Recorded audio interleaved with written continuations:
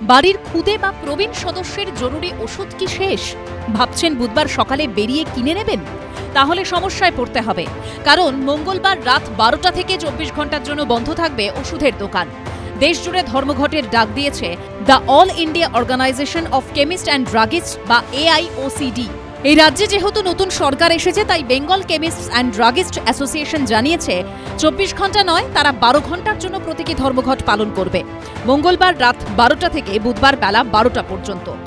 Fake এবং spurious drugs ভীষণ পরিমাণে বিভিন্ন পন্থায় আমাদের ওষুধের ব্যবসার মধ্যে তারা ঢুকিয়ে দিচ্ছেন। অনলাইন সিস্টেম ডিজিটালাইজেশনের পরিষেবার আমরা বিরুদ্ধে নই, কিন্তু অনলাইনের মাধ্যমে আমাদের মানুষের কাছে যে ওষুধটা পৌঁছচ্ছে, আমাদের ওষুধের প্রতিটা প্রেসক্রিপশনের একটা ডেট থাকে, ভ্যালিডিটি থাকে, সেগুলো অনলাইনের ক্ষেত্রে মেনটেন হচ্ছে না। সেই কারণে টোকেন বন্ধ হিসেবে আমরা 12টা টু 12 ঘন্টার বন্ধ আর কি আমরা করব।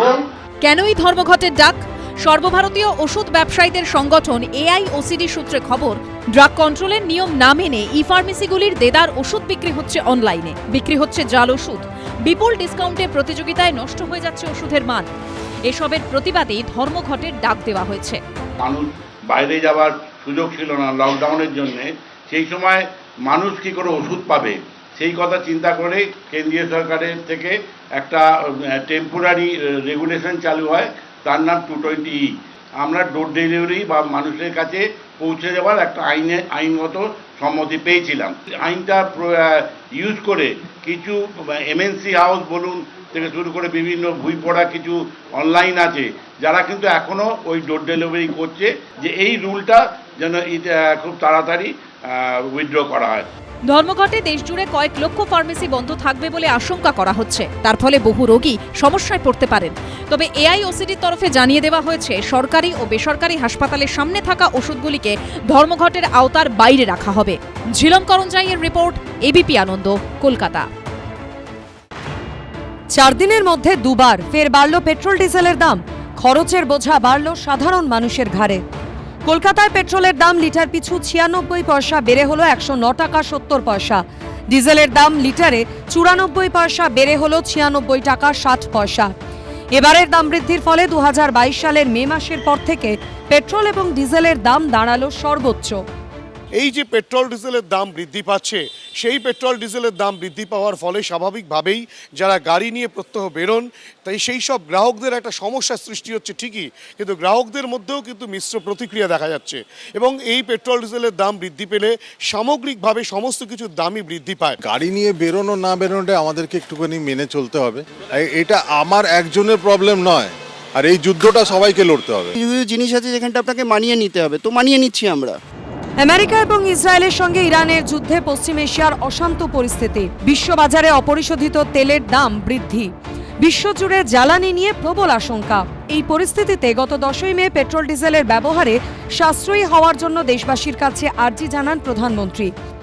साथियों, भारत के पास बड़े बड़े तेल के कुएं नहीं है। हमें पेट्रोल डीजल का उपयोग कम करना होगा। পশ্চিমবঙ্গ সহ 5 রাজ্যের ভোট মিটে যাওয়ার পর প্রধানমন্ত্রীর এই বার্তাতেই পেট্রোল ডিজেলের দাম বাড়ার আশঙ্কা তৈরি হয়। আর এরপরই 15ই মে পেট্রোলের দাম বাড়ানো হয় 3 টাকা 29 পয়সা এবং ডিজেলের দাম বাড়ানো হয় 3 টাকা 11 পয়সা। তারপর 4 দিন যেতে না যেতেই ফের জ্বালানির দাম বাড়ল, জানিয়ে সমালোচনায় সরব হয়েছে বিরোধীরা। এক্স হ্যান্ডেলে কংগ্রেসের তরফে লেখা হয়েছে, নরেন্দ্র মোদীর উচিত দেশের স্বার্থের বিষয়ে আরও যত্নবান হওয়া। মোদী সরকারের ভুলের কারণে দেশে পেট্রোল ডিজেল এবং গ্যাসের উৎপাদন কমেছে। সরকারের উচিত এই বিষয়ে জবাবদিহি করা। जो आर्थिक शॉक आ रहा है वो अब अदानी अंबानी को नहीं लगेगा, मोदी को नहीं लगेगा। अब उत्तर प्रदेश और देश के युवाओं को, किसानों को, मजदूरों को, छोटे बिजनेस वालों को लगने वाला है, और ऐसे लगने वाला है जो शायद बहुत सालों में नहीं हुआ है। तो बहुत बहुत कठिन समय आ रहा है।